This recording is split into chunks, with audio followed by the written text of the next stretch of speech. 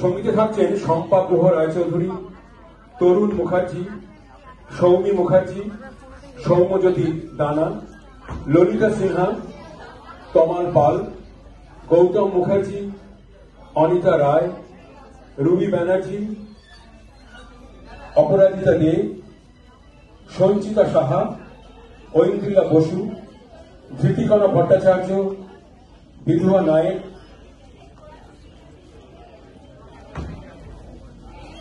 বিজয়া নায়েক, রীনা দে, জয়ন্তী দাস, শেফালী দাস, শম্পা কুণ্ডু, জয়শ্রী দে, প্রকাশ দে, শিপ্রা বসু। পাঠে থাকছেন বুলা বাগচি, কোয়েলি বসু, অদিতি দাস, সুমিত চ্যাটার্জি। এবং নৃত্যে থাকছেন শ্রীরূপা, রূপসা, অনুষ্কা, দ্বিতীয়া, শুভজিৎ, রোহিত, ঋষিতা, জিনিয়া, কৌশিক। বাদ্যযন্ত্রে থাকছেন বেহালায় অসিত ঘড়াই, কিবোর্ডে কৌশিক মুখার্জি, তবলায় আশিস পাত্র, এসরাজে ডক্টর তনুশ্রী চট্টোপাধ্যায়, পারকাশনে সজল বিশ্বাস। শুরু হচ্ছে রবীন্দ্র ভারতী সোসাইটি শিল্পীদের নিবেদন সাপমোচন নৃত্যনাট্য। সঙ্গীত পরিচালনায় আছেন শিপ্রা বসু এবং নৃত্য পরিচালনায় কৌশিক ঘোষ।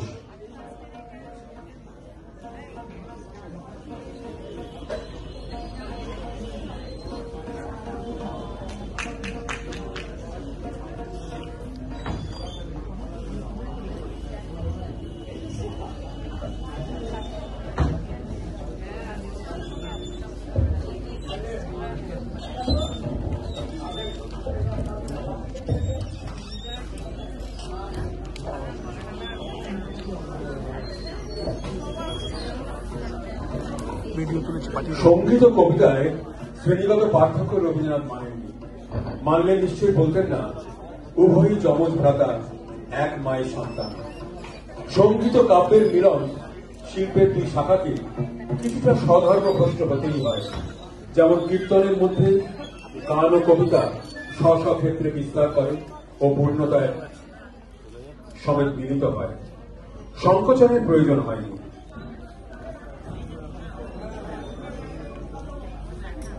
রবীন্দ্রনাথ ছিন্নপত্রাবলীতে বলেছেন, যারা সৌন্দর্যের মধ্যে সত্যি সত্যি নিমগ্ন হতে সক্ষম তারাই কেবলমাত্র সৌন্দর্যকে ইন্দ্রিয়ের ধন বলে জ্ঞান করে।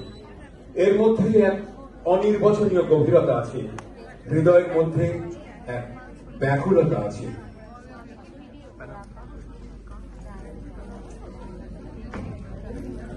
শুরু হচ্ছে রবীন্দ্র ভারতী সোসাইটির শিল্পীদের দ্বারা নিবেদন সাপমোচন নৃত্যনাট্য।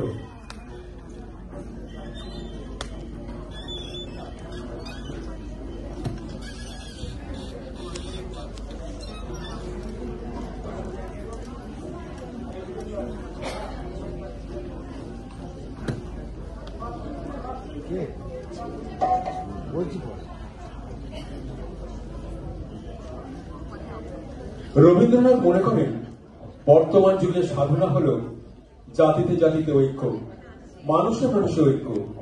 এটাই ভাবিকালের সত্য। এই সত্যির সর্বপ্রধান বাহন শিক্ষা।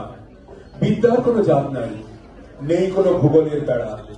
বিদ্যা সর্বজনীন, দিবে আর নিবে, বিলাবে মিলিবে, যাবে না ফিরে।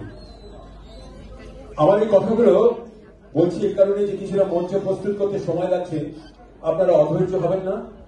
এখনই শুরু হচ্ছে নৃত্যনাট্য সাপমোচন।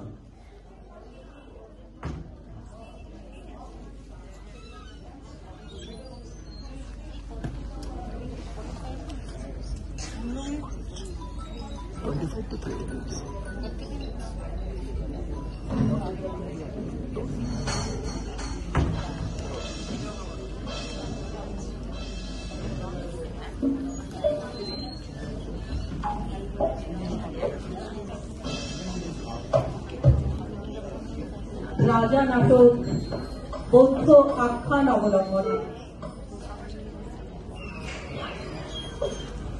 পরবর্তীকালে সেই নাটক দিয়ে রবীন্দ্রনাথ লেখেন সাতমোচন।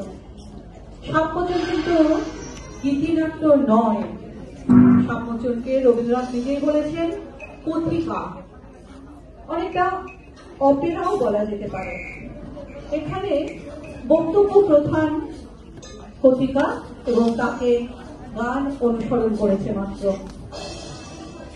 যখন রবীন্দ্রনাথের 70 বছরের জন্মদিন হয় কলকাতায়, তখন সাতমোচন নতুন ভাবে সেজে ওঠে।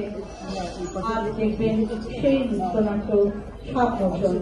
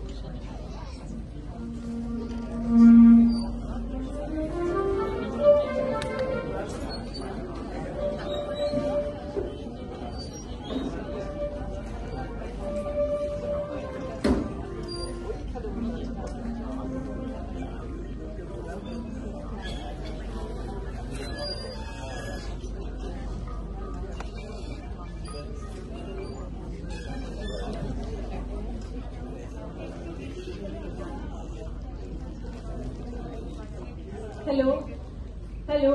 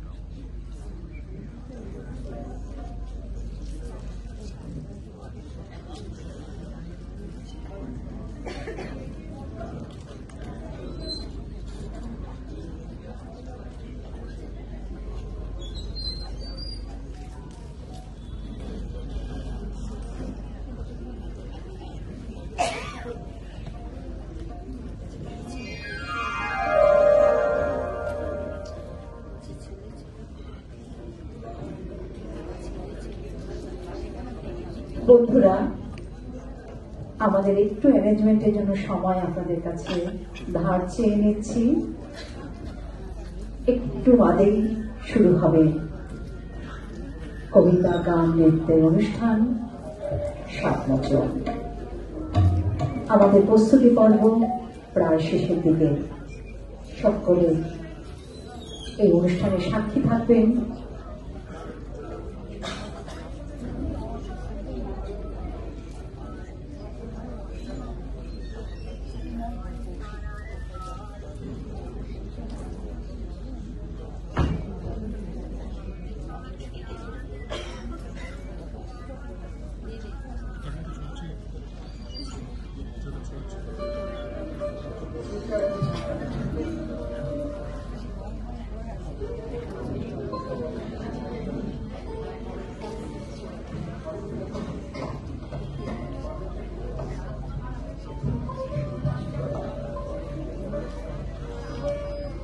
মঞ্চ প্রস্তুত করতে একটু সময় লাগছে, আপনারা অধৈর্য হবেন না। নৃত্যনাট্য এখনই শুরু হচ্ছে সাতমোচন।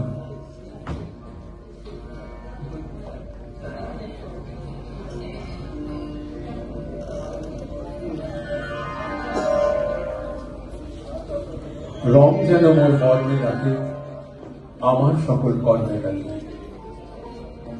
রাঙিয়ে দিয়ে যাও যাও গো এবার যাবার আগে।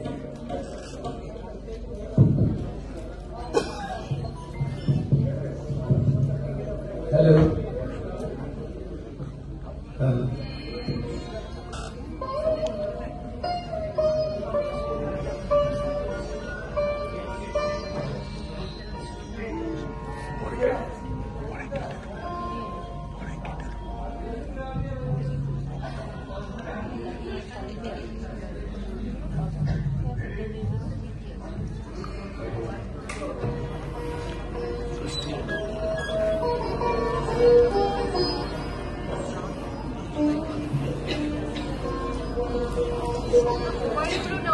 রাজা নাটক অবলম্বনে নৃত্যনাট্য রবীন্দ্রনাথের ৭০ বছর জন্মদিনে কলকাতায় যখন অনুষ্ঠিত হয়, সেই পরিবর্তিত রূপ ৭ বছর পরিবেশনায় রবীন্দ্র ভারতী সোসাইটির সদস্যবৃন্দ।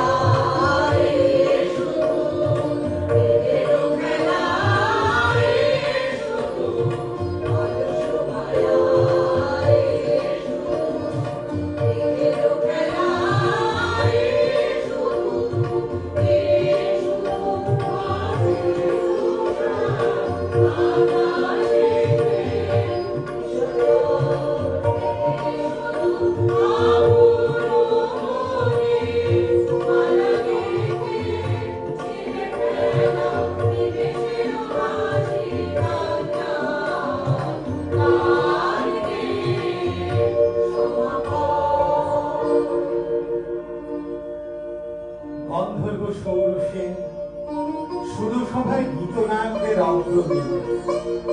সেদিন তার প্রেয়সী মধুশ্রী গেছে সুমেরু শিখরে সূর্য প্রদক্ষিণে। সৌর সেনের বিরোহী চিত্ত ছিল উৎকণ্ঠিত।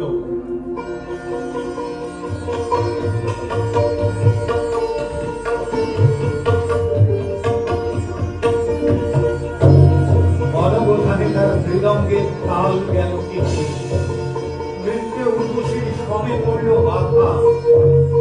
ইন্দ্রাণীর কপোল উঠল রাঙা হয়ে, স্ফলিত ছন্দ সুরসভার অভিশাপে গন্ধর্বের দেহশ্রী হল বিকৃত। অরুণেশ্বর নামে তার জন্ম হল গান্ধার রাজগৃহে।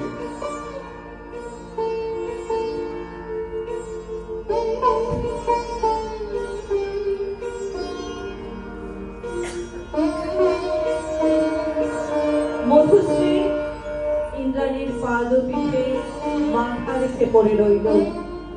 বলে, ঘটিও না বিচ্ছেদ দেবী, গতি হোক আমাদের একই লোকে, একই দুঃখ ভোগে, কি অবমাননায়। সকল দৃষ্টিতে কেন্দ্রের পানি তাকালেন। তথাস্তু, যাও মর্তে, সেখানে দুঃখ পাবে, দুঃখ দেবে, সেই দুঃখে ছন্দপতন অপরাধে হয়।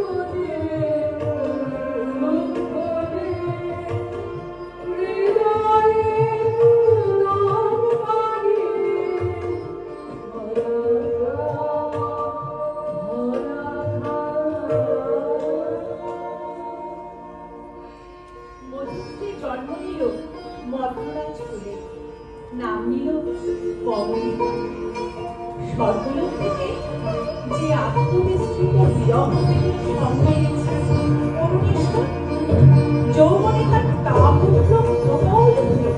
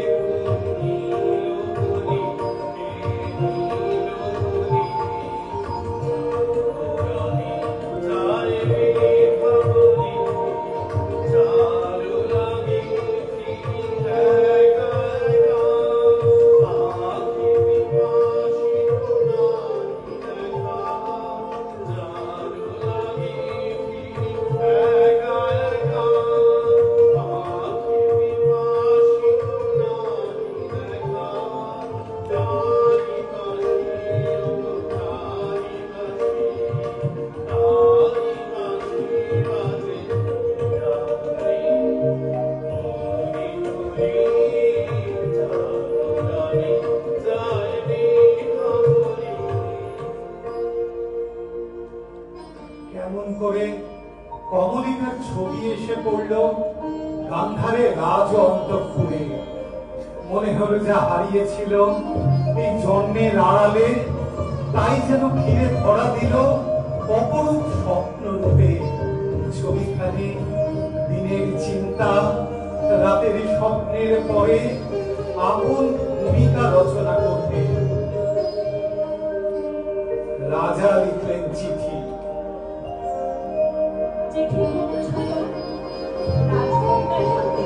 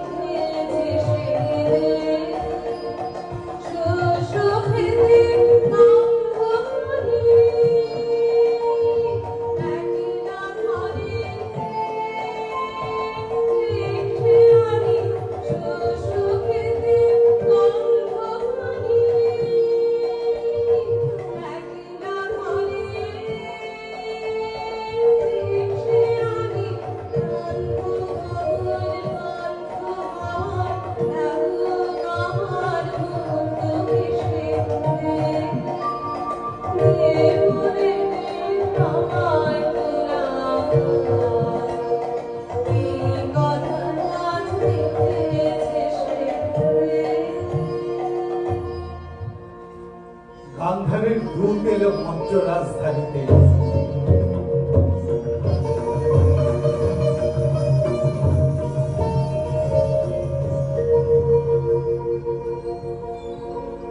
বিবাহ প্রস্তাব শুনে রাজা বললে, আমার কন্যার দুর্লভ ভাগ্য। সখীরা রাজকন্যাকে গিয়ে বললে,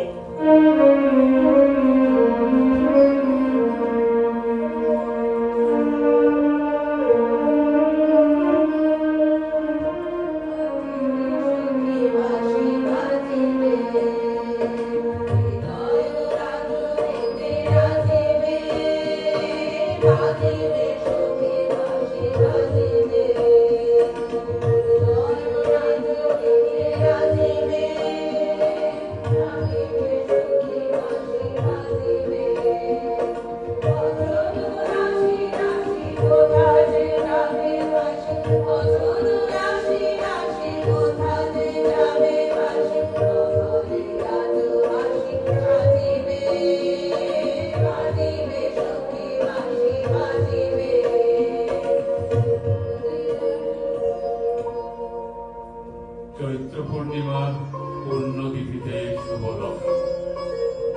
বিবাহ রাত্রে দূরে একলা বসে রাজার বুকের মধ্যে রক্ত ঢেউ খেলিয়ে উঠল। কেবলই তার মনে হতে লাগলো লোকান্তরে কার সঙ্গে এইরকম জ্যোৎস্না রাতে সে যেন এক দোলায় ভুলেছিল। ভুলে যাওয়ার কুহেলিকার ভিতর থেকে পড়েছে মনে একটা পথ। তার মনে গুঞ্জরিয়া উঠছে, ভুলো না, ভুলো না, ভুলো না। সেদিন দুজনে দুলেছিল বলে পুরনোরে বাঁধা ঝুলো না। সেদিন দুজনে দুলেছিল বলে পুরনোরে বাঁধা ঝুলো না। সেই স্মৃতিটুকু অবমানে হারে যেন জাগে বলে ভুলো না, ভুলো না, ভুলো না। সেদিন দুজনে দুলেছিল বলে পুরনোরে বাঁধা ঝুলো না। সেদিন বাতাসে ছিল তুমি জানো আমারই মনের প্রলাপ জড়ানো। সেদিন বাতাসে ছিল তুমি জানো আমারই মনের প্রলাপ জড়ানো।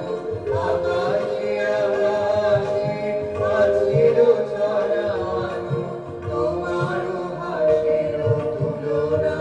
ভুলো না, ভুলো না, ভুলো না।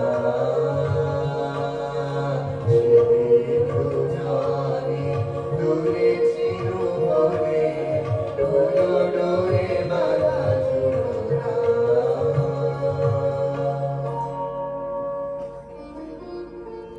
যথা লগ্নে রাজহস্তির পৃষ্ঠে রত্নাসনে রাজার প্রতিনিধি হয়ে এলো অরুণেশ্বরের বক্ষ বিহারিণী বীণা। রাজার অশ্রুত আহ্বান সঙ্গে করে সখীরা গুরুতৃষ্ণ বন্ধুর আবাহন গান গাইল।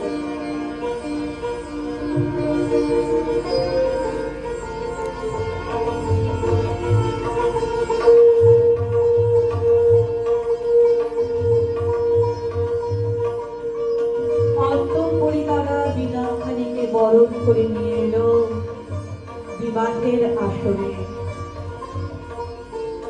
বীণার সঙ্গে রাজকুমারীর মালা বদল হলো।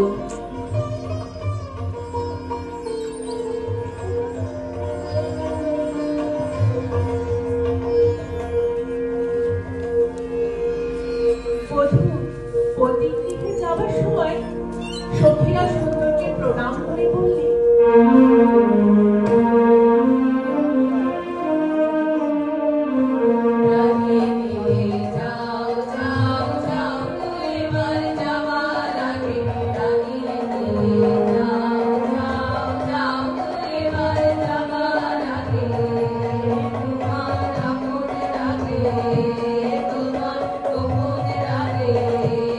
তোমার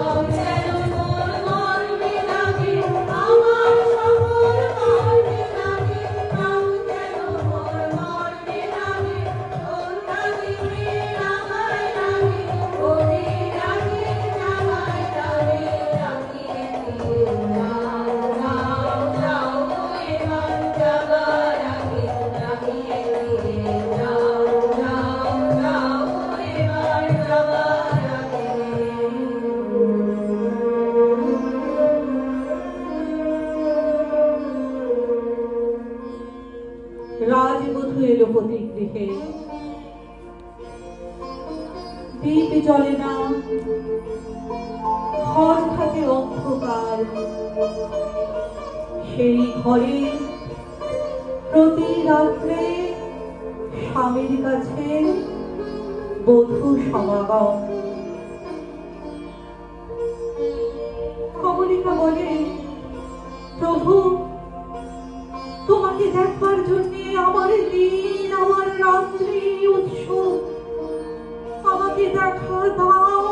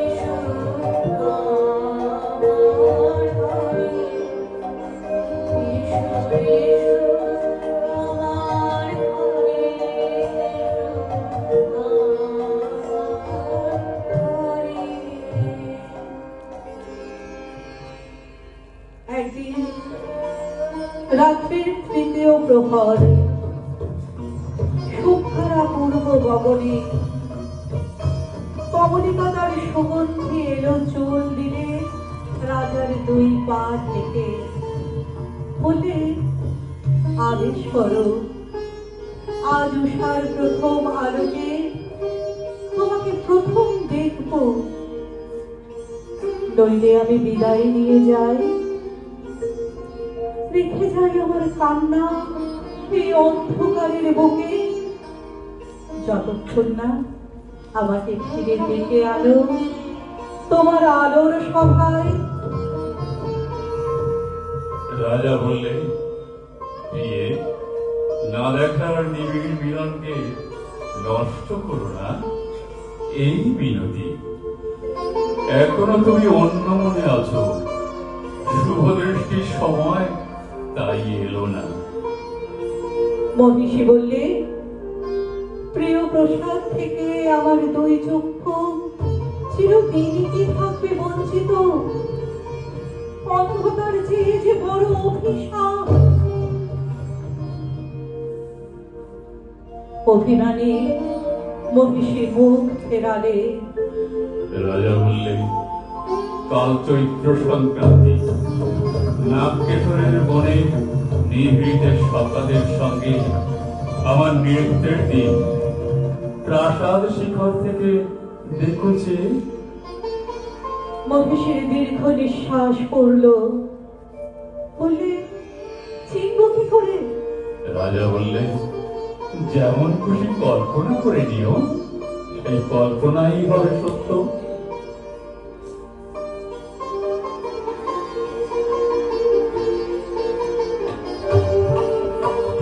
দক্ষিণ দুয়ার খোলা, আজি দক্ষিণ দুয়ার খোলা, আজি দক্ষিণ দুয়ার। এসো হে, এসো হে, এসো হে, আমার বসন্ত এসো, আজি দক্ষিণ দুয়ার খোলা, আজি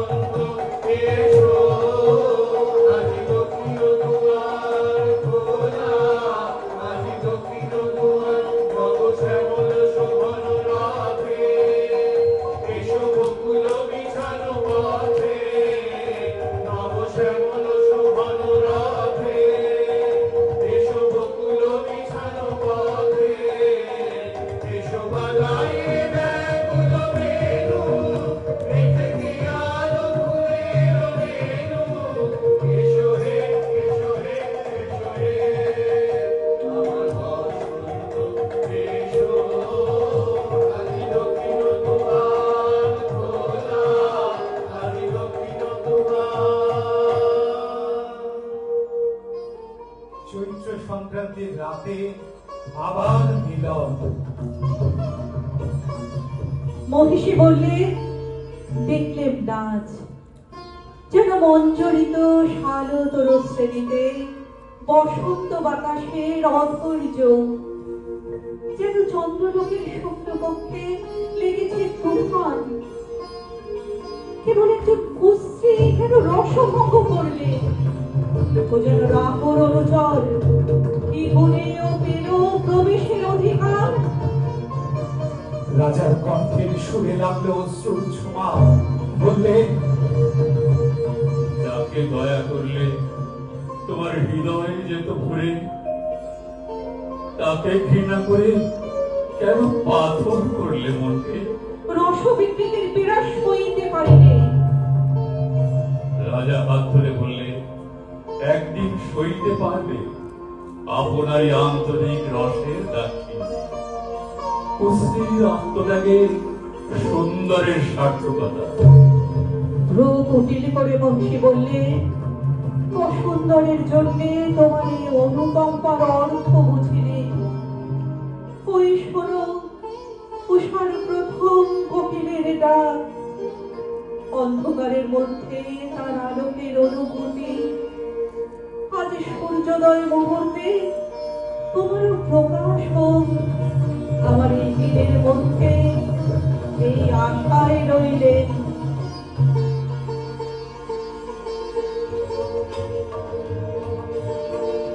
জ্বলে উঠল আলো, অমরণে গেল খুঁজে, দেখা হলো।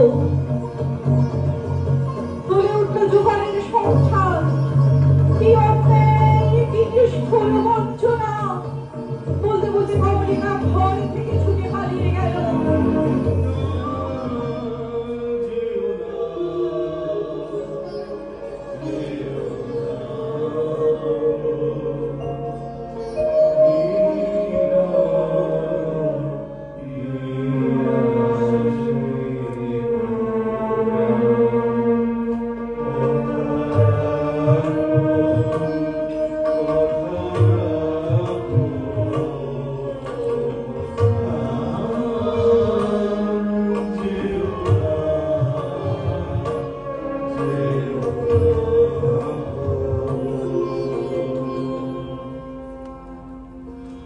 রাত্রি যখন 2 প্রহর, আধো ঘুমে সে শুনতে পায় এক বিনাধ্বনির আর্তরাগিনী। স্বপ্নে বহুদূরের আভাস আসে, মনে হয় এই সুর চিরদিনই চেনা। চিরবিরহের সঞ্চিত অস্ত্র বুকের মধ্যে উঠতে ওঠে।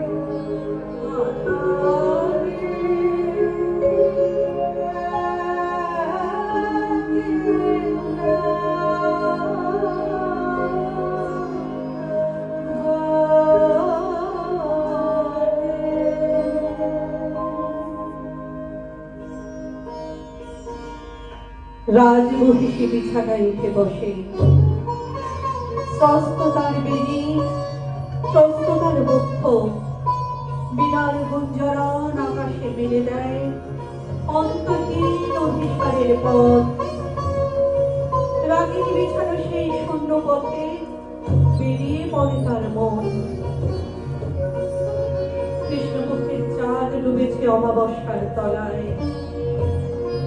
আধারের ডাক কঠিন, রাজমহিষী উঠে দাঁড়িয়ে বলে, যাবো আজ, আর ভয় করিনি আমার দৃষ্টিকে। পথের শুকনো পাতা পায়ে পায়ে বাজিয়ে দিয়ে গেল সে অসুখ তলায়, সেখানে বীণা বাজছে।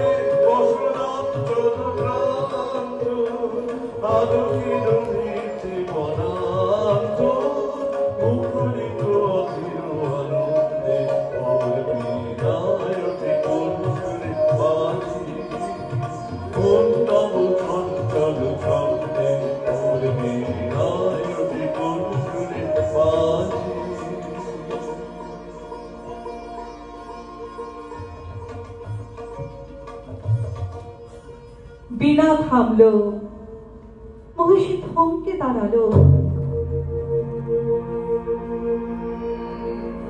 রাজা বললে, ভয় করো না মেয়ে, ভয় করো না। গলার স্বর জলে ভরা মেঘে দূর দূর দূর করে। কিছু ভয় নেই আমার, জয় হলো তোমারই। এই বলে মহিষী আঁচলের আড়াল থেকে প্রদীপ বের করলে, ধীরে ধীরে তুলে ধরলে রাজার মুখের কাছে। কণ্ঠ দিয়ে কথা বেরোতে চায় না, পলক পড়ে না চোখে, বলে উঠল, প্রভু আমার, প্রিয় আমার, কি সুন্দর রূপ তোমার।